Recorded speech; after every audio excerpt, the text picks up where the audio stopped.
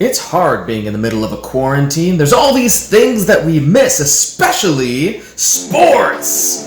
Right? Well, maybe. I don't know. Maybe you don't miss sports at all. But that's okay. We've got sports anyway. Our first event this evening is a race between two incredibly vicious, incredibly agile miniature wiener dogs. And they're off! They're rounding the corners through the hallways, making their way. Here they come! Let's see who wins! It is... Scruff McGruff! Congratulations, Scruff McGruff! You have won some playtime. That's okay, Snuggie. Better luck next time. More sports! For our next event, we have a timeless battle between two diaper companies, Huggies and Pampers. We're going to find out which of them will drop to the ground first. Pampers has the clear advantage, being very agile. Pampers wins!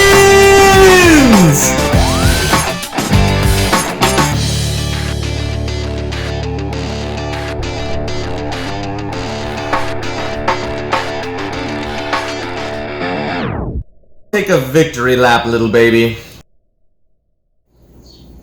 You've watched tech videos, you've seen computers go head to head, but have you ever seen a computer from the early 2000s with Windows XP and a Core 2 Duo battle for startup speed? We're going to find out which of these two computers will get to the login screen the quickest. Ah, the excitement. I can barely contain myself. Windows XP loading screens. Classic. The last real American operating system, am I right? Is it gonna boot? I hope it's gonna boot. There we are! Mr. Left PC! Congratulations on your win! Where's right PC? Oh, he's still going.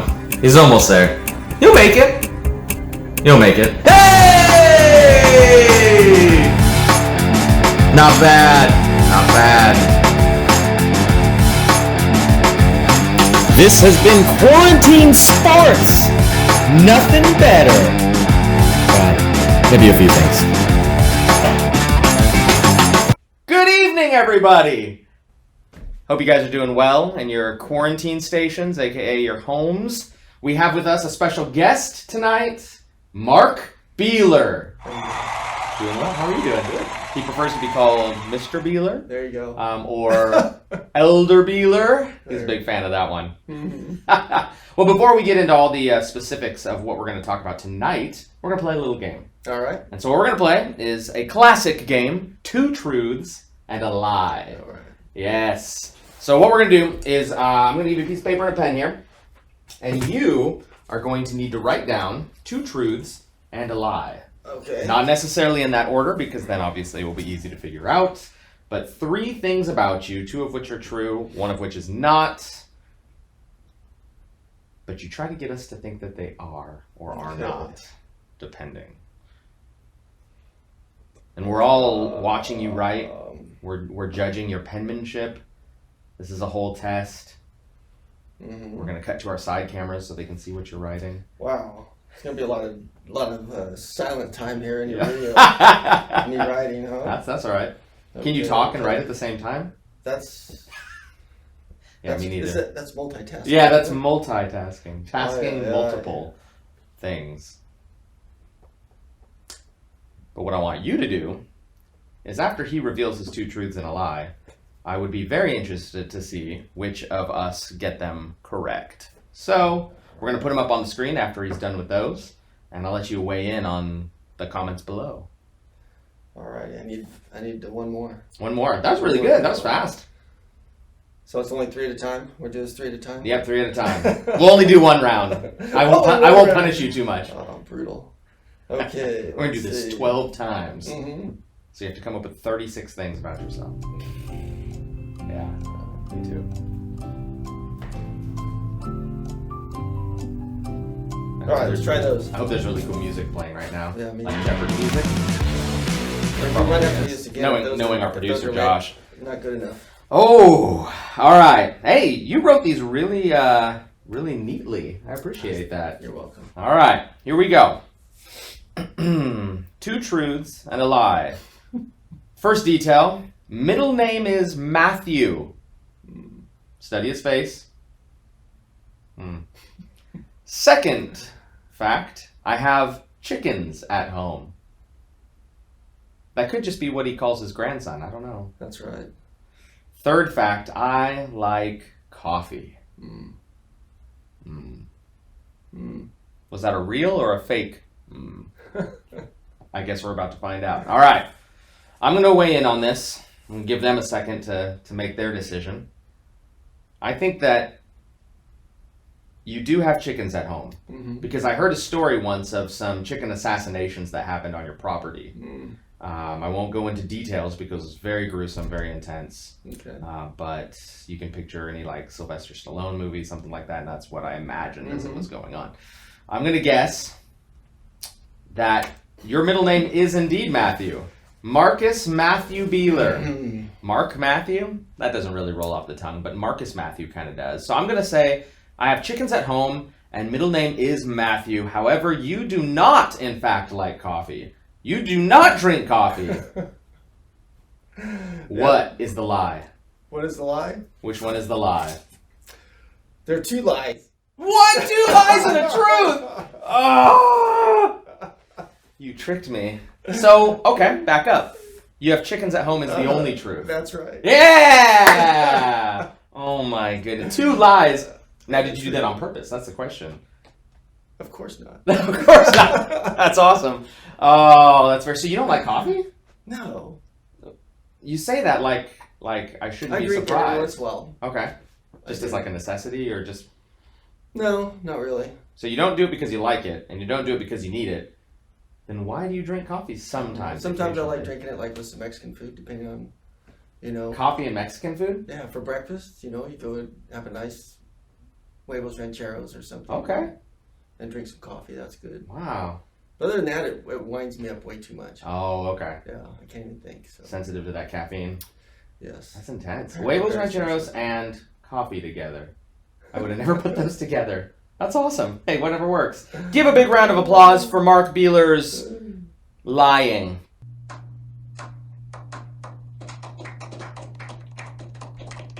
Lying. This evening. Which is really awkward given what we're going to talk about tonight. What do you do here at First Christian Church? So why is that awkward? Well, because you are an elder, right? Yeah. And you just lied to me 2 times. That's right. That's messed up, man. I'm just kidding. That's a So setup. what do I do? Yeah, what do you do? So I'm an elder here at the church. We're basically an overseer of what's everything that goes on here at the church, and that entails us trying to meet at least once a month. Right now we're not meeting because of course the coronavirus.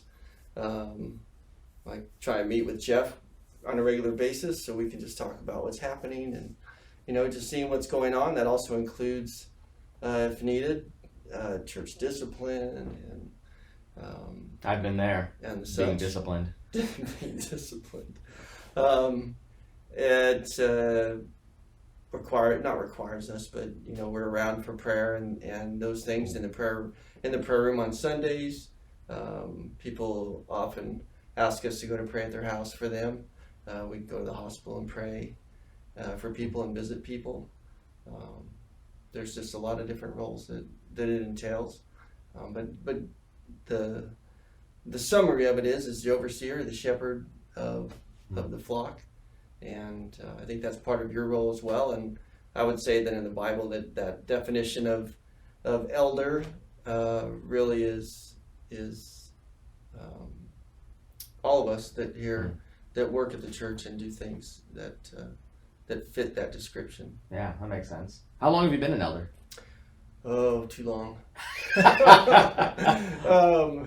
I don't know. That's a good question. Maybe 5 years or so, 6 years. 5 years. And right now you're the chairman of the elders? The chairman, yeah. Okay. What does that mean? What's the difference between chairman of the elders and a plain old run-of-the-mill elder? Well, It means that I run the meeting. Oh, when we have a meeting. Lucky you. And that's really it, because our job as elders is to be, doing things as a group. So there's really not a leader in our group. There shouldn't be a leader in our group or someone that's doing the whole thing. It's us doing things together, and that's the way it was designed. That's Very biblical. cool. Yeah, that's awesome. Yeah, we're first among equals. First among equals. That's Yes. awesome.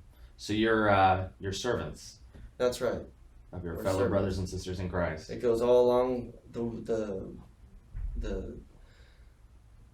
concepts of Jesus, where he talked about serving others, and those that were last would be first, and washing people's feet. We're not supposed to be above any of that. Very cool.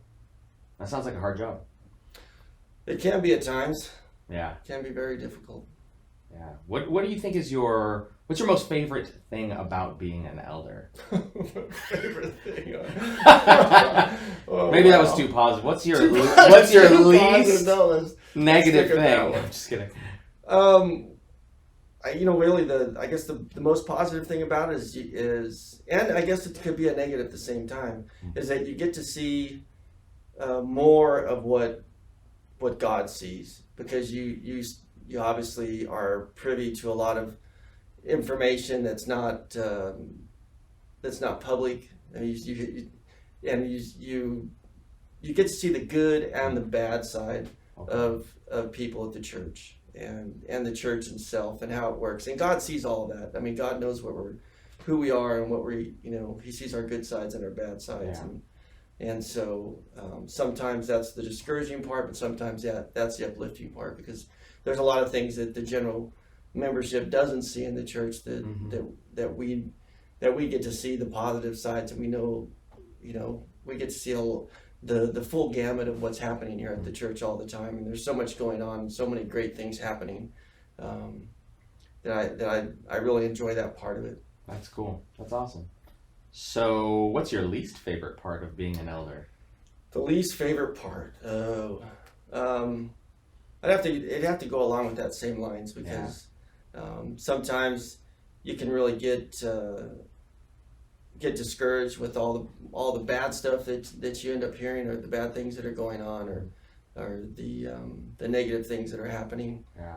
But you've got to weigh that out with all the good stuff that's happening, and it's really important for us to focus on those things that God is doing, and the things that He's performing here through us, whether it be missions, or whether it be in the youth program, or whether it be just in the service on Sunday.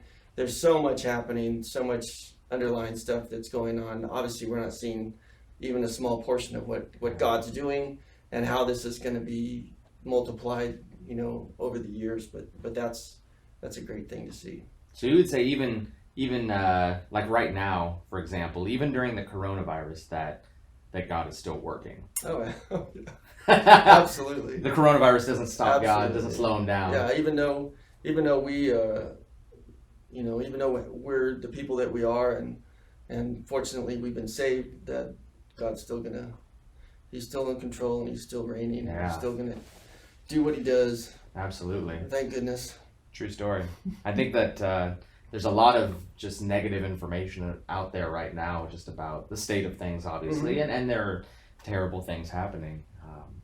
But sometimes I sit and think, all of this extra time we have with our families, some of the extra time we're having at home and things like that. Have you seen benefits of being able to spend more time together as a family versus, say, before it? I mean, you're still working? Yeah, I'm still working, because I work in the produce industry, food industry.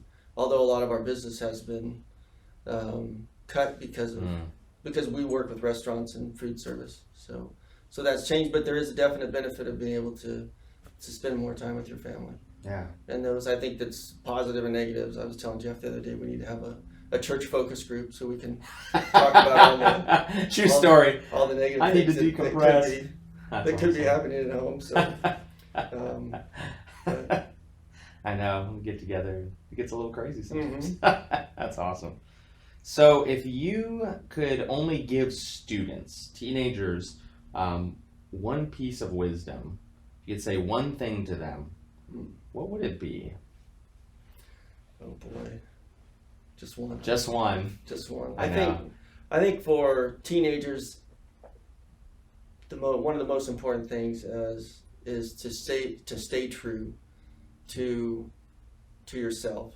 I think there's a lot of things that even myself, maybe you had, that we have these concepts of what the world is when we're maybe in junior high or 6th, 7th grade, and those concepts start to change. Yeah. And we see more and we experience more, and we probably end up doing things that we would have never thought we were going to do when we were younger, and we end up doing those things, and those things become, natural to us, and they shouldn't be. We should be listening more to our conscience and not engaging in those things that we shouldn't be engaging in. Yeah. And they should work hard to listen to what they know is right and do those things that are right. Yeah, absolutely. Because that's going to pay off in the long run. As you mature and as you become older, you're going to look back and be really happy and a lot better off in life if you've done those things. If you've stayed true to yourself. Yeah, that makes sense. What kind of things would you suggest students can do in order to develop that sense of listening to their conscience, listening to the Holy Spirit? Yeah, another, and that's the challenging part. Is obviously it's the things that we always talk about, reading the Bible and knowing those things. You have to know those things, and you have to believe in those things. And if you know them and believe in them, the truths. And you stick to those truths and are guided by those things and not guided by society, then that's really gonna help you. And I'm not saying it's easy, it's very difficult, but you've got to have the fortitude to do that. Yeah, living life on purpose. Yeah, intentionally. Very cool. Any other parting words you want to leave with us? Parting words. Mark is going away after this. Not especially. I'm going away. Where am I going? I'm just kidding. Parting words. It sounded kind of dark. Sorry. Oh boy. I know. Well, I don't know. I don't really have any total parting words. No. Oh man. Thank you so much for being here with us. All right. Thank you very much for joining us, taking the time out of your day. What'd you eat for lunch? No problem. What did I eat for lunch? I had 2 burritos. 2 burritos? Yeah. Wow. Yeah. Very cool. From where? I love food. I had some dental work done today. I'm not feeling myself, and I'm just thinking about eating. A person brings those to work for us. Whoa, very nice. Cool. So what time? They were tasty. What time? Yeah, which days of the week? I'm just kidding. I'm here. Daily. Daily. Oh my goodness. Daily. Oh my goodness. I'd eat so many burritos. Exactly. Awesome. Well, thank you very much for being with us, Mr. Beeler. Elder Beeler. Mark Beeler. Mark. Let's just call you Mark. That sounds good. That sounds good. All right. See you later. All right.